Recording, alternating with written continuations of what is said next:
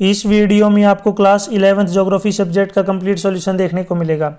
यदि आपको और भी सब्जेक्ट की वीडियो देखनी है तो हम YouTube channel MS education TV के ऊपर जाके देख सकते हैं। यदि आपको PDF डाउनलोड करनी है तो इसी वीडियो के डिस्क्रिप्शन में आपको वेबसाइट का लिंक मिल जाएगा, वहाँ से आप इसको डाउनलोड कर सकते हैं। Exam time 3 hours, maximum mark 60। सबसे पहले देखें यहाँ पे सेक्शन A, इसमें एक एक नंबर के 10 क्वेश्चन दिए गए हैं। फर्स्ट क्वेश्चन, भूगोल आमतौर पर पृथ्वी की सतह के विभिन्न हिस्सों से संबंधित घटनाओं के अंतर का अध्ययन करता है। यह परिभाषा किसने दी? इसका राइट आंसर है अल्फ्रेड हेटनर ने, बी ऑप्शन राइट। क्वेश्चन 2, निम्नलिखित में से कौन सा कथन आंतरिक ग्रहों का प्रतिनिधित्व करता है? इसका राइट आंसर है सूर्य और क्षुद्र ग्रहों की बेल्ट के बीच के ग्रह, बी ऑप्शन राइट। क्वेश्चन 3, निम्नलिखित में से कौन सा अंतःजनित बलों का उदाहरण है? राइट आंसर इसका ज्वालामुखी, बी ऑप्शन राइट। क्वेश्चन 4, मानव के लिए महत्वपूर्ण वायुमंडलीय परत है, कौन सी परत है? सौरमंडल, जहाँ पे मानव रहते हैं, सी ऑप्शन इसका राइट होगा। आपको मुझे कमेंट सेक्शन में बताना है इस वायुमंडल में नाइट्रोजन की मात्रा कितनी है। नाइट्रोजन की मात्रा जो है परसेंटेज में आपको मुझे कमेंट सेक्शन में बताना है। क्वेश्चन 5, निम्नलिखित में से कौन सा कथन कोपेन ए प्रकार की जलवायु के लिए उपयुक्त है? तो इसका राइट आंसर है सभी महीनों का औसत तापमान 15 डिग्री सेल्सियस से अधिक, सी ऑप्शन राइट। क्वेश्चन 6, पृथ्वी अपनी उपसौर अवस्था में निम्न में से कब पहुंचती है? जनवरी में, सी ऑप्शन राइट। क्वेश्चन 7, किस देश में पृथ्वी शिखर सम्मेलन आयोजित किया गया? तो यहाँ पे देश का नाम पूछा है, तो देश का नाम होगा यहाँ पे ब्राज़ील। अगर पूरा नाम अगर आपको बताना हो तो Rio de Janeiro, Brazil. Question 8, Bharat के लिए मानक यमोत्तर कौन सा देशांतर है? तो इसका राइट आंसर है 82 डिग्री 30 मिनट पूर्वी देशांतर, 82 डिग्री 30 मिनट पूर्वी देशांतर, यानी कि 82.5 डिग्री। इसको अगर आप जो है पॉइंटों में लिखना चाहें तो आप इस प्रकार भी लिख सकते हैं। क्वेश्चन 9, यहाँ पे अभिकथन और कारण आधारित प्रश्न दिए गए हैं। इसमें पहला है अभिकथन, देखिए, भारत अपनी भौगोलिक विशेषताओं के कारण विविध जलवायु का अनुभव करता है। तो पहली जो स्टेटमेंट है बिल्कुल ट्रू है। कारण दे रखा है कि भारत की जलवायु अक्षांश, ऊंचाई, समुद्र से दूरी और पर्वत श्रृंखलाओं की उपस्थिति जैसे कारकों पर प्रभावित होती है। तो सेकंड स्टेटमेंट भी क्या इसकी सही है और ये इसकी करेक्ट एक्सप्लेनेशन भी है। तो इसका राइट आंसर हो जाएगा अभिकथन और कारण दोनों सत्य हैं और कारण अभिकथन की सही व्याख्या है, ए ऑप्शन राइट। क्वेश्चन 10, फिर से देखिए अभिकथन और कारण आधारित प्रश्न। अभिकथन है कि भारत में बाढ़ आम प्राकृतिक आपदा है। फर्स्ट जो स्टेटमेंट ये ट्रू है। कारण है कि मानसून के मौसम में भारी वर्षा और खराब जल निकासी व्यवस्था बाढ़ में योगदान करती है, बिल्कुल सही है। तो इसकी करेक्ट एक्सप्लेनेशन भी है, यानी इसकी सही व्याख्या भी है और जो है दोनों स्टेटमेंट क्या है? ट्रू है। तो इसका राइट आंसर भी क्या रहेगा अपना? A option. अभिकथन और कारण दोनों सत्य हैं और कारण अभिकथन की सही व्याख्या है। खंड बी, इसमें देखिए यहाँ पे 2-2 नंबर के 6 क्वेश्चन पूछे गए हैं, टोटल 12 नंबर। क्वेश्चन 11, क्षेत्रीय विभेदन से आप क्या समझते हैं? इसका आंसर है जब पृथ्वी की सतह पर भौतिक और सांस्कृतिक विशेषताओं के बीच समानता और असमानता होती है तो इसे क्षेत्रीय विभेदन कहा जाता है। क्वेश्चन 12, पृथ्वी की उत्पत्ति के संबंध में निहारिका परिकल्पना क्या है? इसका आंसर है पृथ्वी की उत्पत्ति के बारे में जर्मन दार्शनिक इमैनुएल कांट का मानना था कि ग्रहों का निर्माण एक युवा सूर्य से जुड़े पदार्थ के बादल से हुआ था जो धीरे धीरे घूम रहा था। इस सिद्धांत का समर्थन लाप्लास ने किया था। उनके सिद्धांत का नाम नेबुलर परिकल्पना के रूप में जाना जाता है। क्वेश्चन 13, लघु ज्वार क्या है?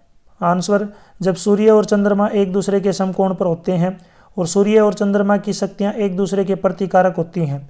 चंद्रमा का आकर्षण हालांकि सूर्य के आकर्षण से 2 गुना से भी अधिक मजबूत होता है, लेकिन सूर्य के गुरुत्वाकर्षण बल के प्रतिकारक बल के कारण कम हो जाता है। इसे लघु ज्वार कहा जाता है। क्वेश्चन 14, पारिस्थितिकी अनुकूलन क्या है? आंसर है विभिन्न प्रकार के पारिस्थितिक तंत्र विभिन्न पर्यावरणीय परिस्थितियों के साथ मौजूद है, जहां विभिन्न पौधों और जानवरों की प्रजातियों ने विकास के माध्यम से अनुकूलन किया है। इस घटना को पारिस्थितिक अनुकूलन के रूप में जाना जाता है। क्वेश्चन 15 सामाजिक वानिकी क्या है? आंसर सामाजिक वानिकी का अर्थ है वनों का प्रबंधन एवं संरक्षण तथा पर्यावरण सामाजिक और ग्रामीण विकास में सहायता के उद्देश्य से बंजर भूमि का वन रोपण करना। इसी के ओर में देखिए क्वेश्चन है अथवा में दे रखा है इसके आम्रवृष्टि क्या है? आंसर है गर्मियों के अंत में प्री मानसून वर्षा होती है जो केरल और कर्नाटक के तटीय क्षेत्रों में एक सामान्य घटना है। इसे स्थानीय रूप में आम्र यानी कि आम की वर्षा के रूप में जाना जाता है क्योंकि ये आमों को जल्दी पकने में मदद करती है। क्वेश्चन 16 आपदा प्रबंधन क्या है? आंसर आपदा प्रबंधन में वे सभी प्रक्रियाएं और तैयारियां शामिल हैं जो आपदाओं से होने वाले नुकसान को कम करने के लिए की जाती है। इसी के अथवा में एक और क्वेश्चन है राष्ट्रीय आपदा प्रबंधन संस्थान द्वारा वर्गीकृत भारत में भूकंप क्षेत्रों के नाम बताएं। तो इसमें देखिए पहला है बहुत अधिक स्थिति जोखिम क्षेत्र, दूसरा है उच्च स्थिति जोखिम क्षेत्र, तीसरा मध्यम स्थिति जोखिम क्षेत्र, चौथा कम स्थिति जोखिम क्षेत्र और लास्ट में है बहुत कम स्थिति जोखिम क्षेत्र। नेक्स्ट है सेक्शन सी, इसमें यहाँ पे 3-3 नंबर के 6 क्वेश्चन पूछे गए हैं, टोटल 18 नंबर। क्वेश्चन 17 महाद्वीपीय अपवाह सिद्धांत की मूल अवधारणा की व्याख्या कीजिए। इसका आंसर है जर्मन मौसम विज्ञानी अल्फ्रेड वेगनर ने 1942 में महाद्वीपीय अपवाह जिसको हम बहाव सिद्धांत के रूप में एक व्यापक तर्क प्रस्तुत किया। यह महासागरों और महाद्वीपों के वितरण के बारे में था। वेगनर के अनुसार सभी महाद्वीपों ने एक एकल महाद्वीपीय द्रव्यमान बनाया और मेगा महासागर ने उसे को घेर लिया। उन्होंने सुपर महाद्वीप को पेंजिया कहा जिसका अर्थ है पूरी धरती। उन्होंने मेगा महासागर का नाम पैंथालासा रखा जिसका अर्थ है सारा पानी। उनके अनुसार लगभग 200 मिलियन वर्ष पहले सुपर महाद्वीप पेंजिया विभाजित होना शुरू हुआ। पेंजिया पहले 2 बड़े महाद्वीपीय द्रव्यमानों में टूट गया जो क्रमशः उत्तरी और दक्षिणी घटक बन गए। इसके बाद लोरेशिया और गोंडवानालैंड विभिन्न छोटे महाद्वीपों के टुकड़े रहे जो आज भी मौजूद हैं। महाद्वीपीय अपवाह के समर्थन में कई तरह के सबूत पेश किए गए। क्वेश्चन 18 भौम जल द्वारा निर्मित निक्षेपीय भू आकृतियों को समझाइए। तो पहला है स्टेलेक्टाइट्स, दूसरा है स्लेटमाइट्स और तीसरा स्तंभ। डिटेल आप जो अपनी बुक की सहायता ले सकते हैं। क्वेश्चन 19 हमारे देश के सबसे पूर्वी और पश्चिमी भाग के बीच 2 घंटे के समय में भिन्नता क्यों है? तो इसका आंसर है भारत का देशांतरीय विस्तार 68 डिग्री 7 मिनट से लेकर 97 डिग्री 25 मिनट ईस्ट है। हमारे देश के पूर्वी और पश्चिमी भागों के बीच के समय में 2 घंटे का अंतर है। गुजरात की तुलना में अरुणाचल प्रदेश में सूर्य 2 घंटे पहले उगता है। ऐसा इसलिए है क्योंकि पृथ्वी झुकी हुई है और यह पूर्व से पश्चिम दिशा में घूमती है।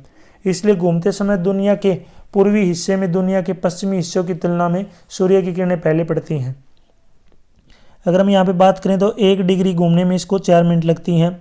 तो अगर 30 डिग्री की बात करें तो 120 मिनट, 120 के मिनट का मतलब क्या हो जाएगा यहाँ पे 2 घंटे। क्वेश्चन 20 प्रायद्वीपीय नदियों की 3 विशेषताएं लिखिए। तो ये मौसमी है क्योंकि यह मानसून की वर्षा पर निर्भर है। ये नदियाँ छोटी होती हैं, इनका मार्ग निश्चित होता है तथा घाटियाँ अच्छी तरह से समायोजित होती हैं। इनका जल ग्रहण क्षेत्र अपेक्षाकृत छोटा है। ये नदियाँ पुरानी नदियाँ हैं।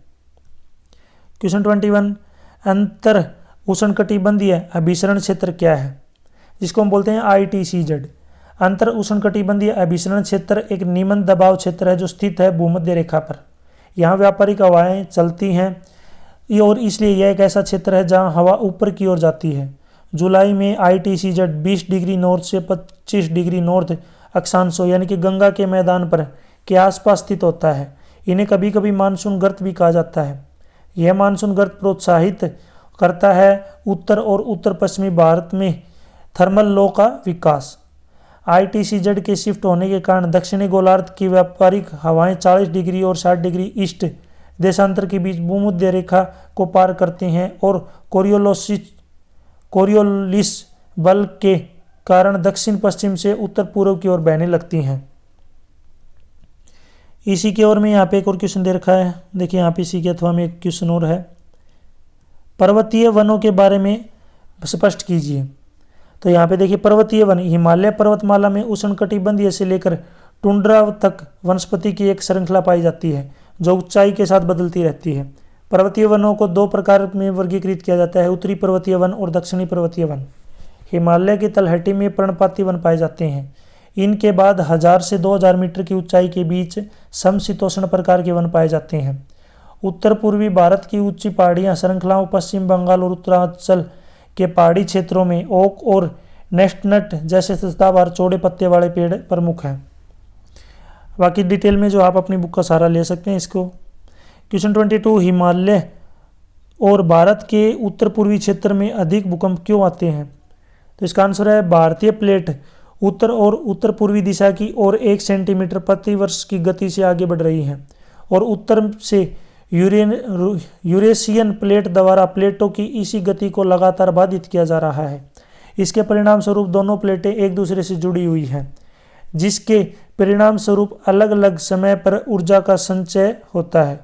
ऊर्जा के अत्यधिक संचय के परिणाम स्वरूप तनाव का निर्माण होता है, जो अंततः लौह के टूटने और ऊर्जा के अचानक मुक्त होने के कारण बनता है, जिसे हिमालय के आर्च के साथ भूकंप आते हैं।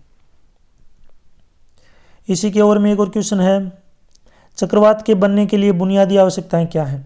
पहला है गर्म और नम हवा की बड़ी और निरंतर आपूर्ति जो अत्यधिक गुप्त ऊष्मा मुक्त कर सकती है।